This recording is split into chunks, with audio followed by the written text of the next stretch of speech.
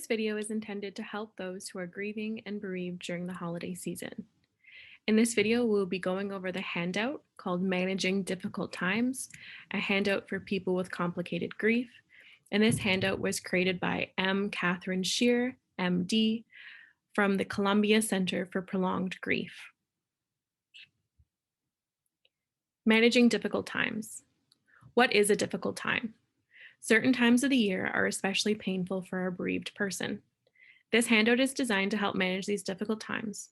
Examples include the family holidays, especially the period between Thanksgiving and New Year's Day, the day of the death, the deceased person's birthday, the bereaved person's birthday, a wedding anniversary after the loss of a spouse, the first day of the school year, Mother's or Father's Day after the loss of a child, parents' anniversaries, or Mother's or Father's Days after the loss of a parent. Or, if your deceased loved one especially enjoyed the fall, you might find this time of the year difficult. The anniversary of becoming pregnant might be difficult for somebody who has lost a child. The winter solstice might be hard for a person who lost a close friend with whom she had celebrated this date every year. Principles for managing difficult times. There is no right or wrong kind of grief, and there is no prescription for managing difficult times. Our principles are simply suggestions about ways you might take a little control over your own life. It is up to you to decide whether or how to do so. Principle 1. Anticipate and plan for difficult times. You can probably predict when these times will occur, and you might want to make plans for how you want to spend the time. This will help you feel a little bit more in control, even though these times are difficult, regardless of whether you acknowledge this ahead of time or not. Think about which times are difficult for you. Make some notes about this. Try to anticipate and accept how you will feel and practice self-compassion. Principle 2. Honor continuing bonds to the person who died. We have permanent bonds to people to whom we are very close, and their death does not bring an end to their influence upon us. It does not change the nature of that influence. It is different to a loved person who died, but our bond with them continues. You can honor that bond even as you miss your loved one terribly. Consider that a deceased loved one's needs that are different from when they were alive. They may need you to honor them, to take time to remember their achievements, their accomplishments, their love and caring, or other admired traits or actions. They may need you to let them be gone, to acknowledge their new status, and not to try to bring them back. They may need you to visit them at their final resting place or to tend to that place. Principle 3. Find pleasurable activities for yourself and other people who are still alive. Periods of celebration or marking of a life transition are the very times many people find difficult. And there are also opportunities to find moments of joy for yourself and also to share with loved ones who are still living. Positive emotions help us think more clearly and solve problems more effectively and have beneficial physical effects as well. So in addition to missing your loved one, try to find ways to allow yourself and your remaining loved ones to experience positive feelings. Enjoy the Hanukkah lights, the Christmas tree, or the Kwanzaa celebration. Share the warmth and love of people around you.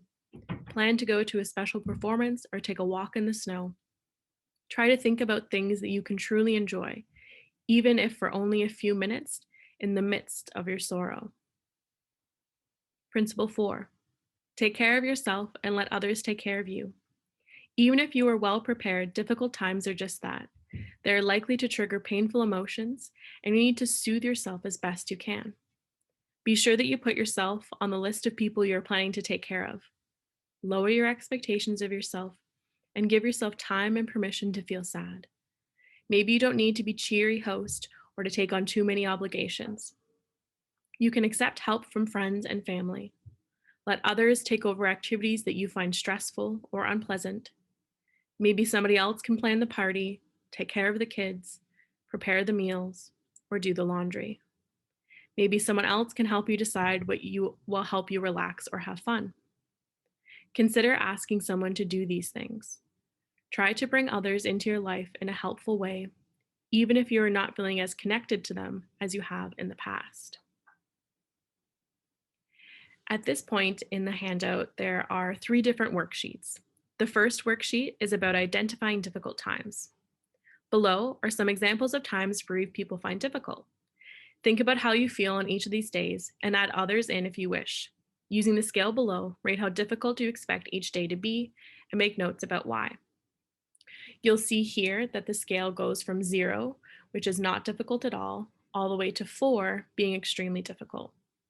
I would encourage everybody to print out the copy of this sheet, which will be in the description box of the YouTube video below, and fill this out. Identify what those anniversaries of death are, those birthdays, those unexpected dates that you're unsure of, and how difficult you feel about them. In addition, there's a notes section here. You can write some of your thoughts, what memories or things are coming to your mind, what your feelings are about that day. Give yourself space to explore those. On the second worksheet, it's actually about planning activities. So using those 4 principles, implementing those for one of those days that you find difficult. Identify the difficult time and make a list on how you plan to do the things in each area. So how are you going to care for the person who died? Are you going to light a candle in their honor? Are you going to play their favorite song?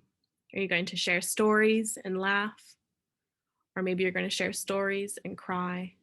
Whatever feels right to you and to those around you. Also plan fun or satisfying things to do.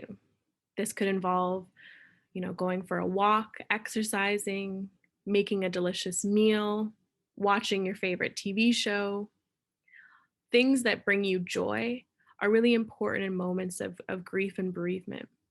And it's also important to remember that just because you feel happy or excited in a moment doesn't discredit the fact that you're still grieving, and that both of those things can exist at the same time. You're not dishonoring your loved one by finding happiness, even in those difficult moments. If anything, you're honoring yourself. Lastly, there's the idea of taking care of yourself. And again, this will look different for everybody. It's important for you to spend some time discovering what it is that helps fill up your cup. Do you need to maybe step out of a room during a Christmas gathering, get a bit of fresh air? Do you need to write out a list of things that you want to accomplish and prioritize them? Do you have to take a shower after a long night or get your foot rubbed by a partner? Play with a pet? All of these things are ways that you can take care of yourself. And it's important to build those in to those difficult days. Lastly is the third worksheet, which is actually monitoring those activities. So list your planned activities and rate the intensity of grief, the level of negative and positive emotions on a scale from 0 to 10, where 0 equals none at all, and 10 is the highest you can imagine. Then list some of your thoughts or reactions after you do this activity. So for instance, if the activity was sharing stories about your loved one, rate the intensity of that grief. Were there any negative emotions that arose? Were there any positive emotions that arose? And what were your thoughts about that? And through this, you can discover ways that you can move forward and that you can begin to adapt. Christmas or birthdays, anniversaries will never look the same without your person, but you can learn to manage those emotions and learn to accept your grief. It's important to normalize this process as individual, that there is no simple solution, but that hopefully through these principles, you can lower your expectations for yourself, ensure that the right boundaries are in place, and that you understand that grief isn't simple. If we move forward in looking at these 3 worksheets here, it's important to reflect on the utility. The first worksheet is really about preparation, identifying what those difficult days are going to be. The second worksheet is about, okay, identified a difficult day. How are those 4 principles actually going to come into play? And then finally, the third worksheet is really an opportunity to reflect. So what was successful or unsuccessful? What might you want to change in the future? And through this too, you then have this resource of ways that you survived before.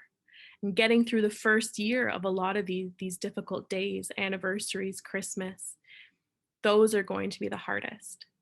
So lean on this worksheet, lean on this resource, come back to this video and listen again if necessary. And just know that you are managing and doing the best that you can.